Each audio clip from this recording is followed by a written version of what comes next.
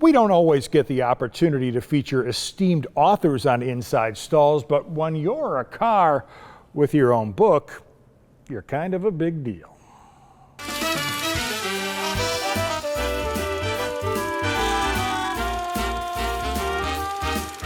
A world of wonder, where fantastical music machines provide the soundtrack for a tantalizing stroll through history.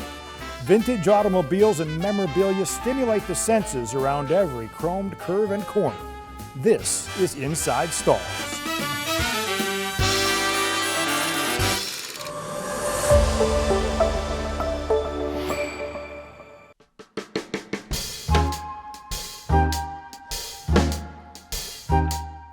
The 1933 Rohr Streamliner here at Stahls is a real page turner. But as you get into the story, it's more like a steamliner, because this little fancy number is about as juicy as your favorite romance novel. Sweet and slow, rock-a-bye me to and fro. I can't believe it's not butter. This one-of-a-kind car was designed by Ferdinand Porsche, yep, that Porsche, and it debuted at the 1932 Berlin Motor Show.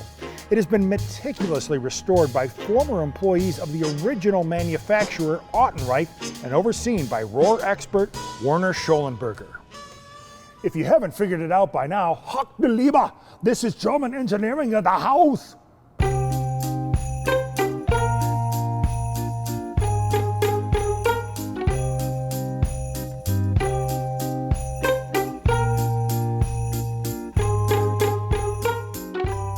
It's a big car, capable of carrying up to 7 passengers.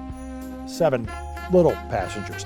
It weighs just under 4,000 pounds and stretches to over 15 feet in length.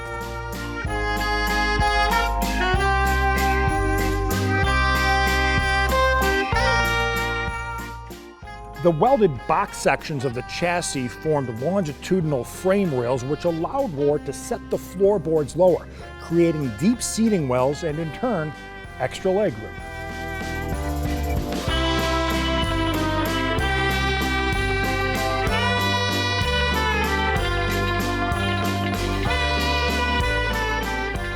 Under the hood, the inline 8-cylinder engine produced 75 horsepower. Fuel efficient, it was not. You could get about 4 miles per gallon out of the 16-gallon tank. If you happen to own a Rohr, the cost of fuel wasn't a concern. At the time, it went for around 12,475 Reichmarks, which was about the equivalent of 3,000 US dollars.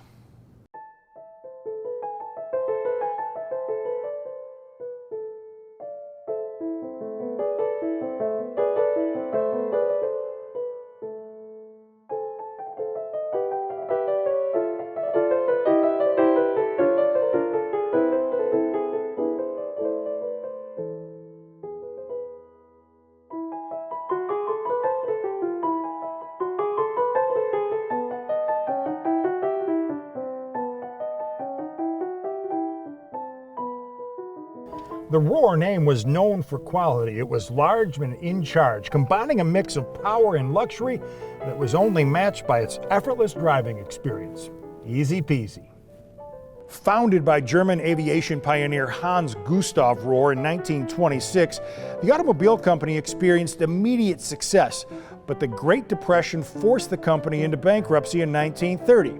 Production resumed in 1931, but in 1933 the Nazis came into power and Rohr was forced into another bankruptcy.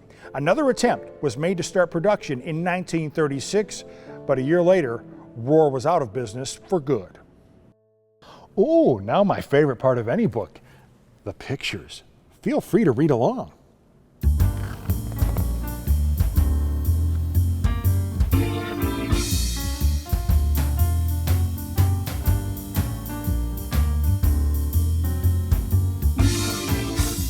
A picture is worth 1,000 words, but luckily for you, I can keep talking. This all-aluminum coachwork is finished in beautiful Bordeaux red. The waterfall grille, integrated bumpers, and swooping fenders define elegance. The flower applique stitched into the headliner and burlwood dash surrounds passengers in opulence.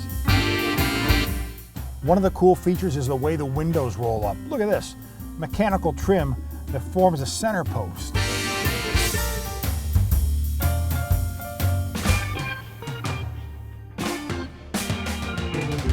The leather mud flaps and fender guards combined with the exterior door hinge hardware suggests this was an automobile to be taken seriously. Rohr knew what it was working with even in 1932. This car first appeared at the Berlin Auto Show and became the first German car to be featured at the prestigious Geneva and Paris auto salons. From the early 1930s to the 1950s, not much is known about the car's whereabouts. She doesn't kiss and tell. But at some point, it appeared in the US in the 1950s. It underwent a restoration, but not to the degree which it deserved. In 1999, it was acquired by a German collector, where it was restored to the extent that you see it now. It remained in Germany until it was brought here to Stahls, where it remains a rare sight. But recently, this shy gal has been making more public appearances at Pebble Beach, Eyes on Design, and the Audrain Concours, where she took home the Timeless Elegance Award. But how is any award sufficient for a one-of-a-kind technical and cultural artifact like the Rohr 8 Type F Streamliner? You won't find a car like this anywhere but here. It's the kind of story they write books about. And as all of our friends here at Stahls can tell you, they lived happily ever after.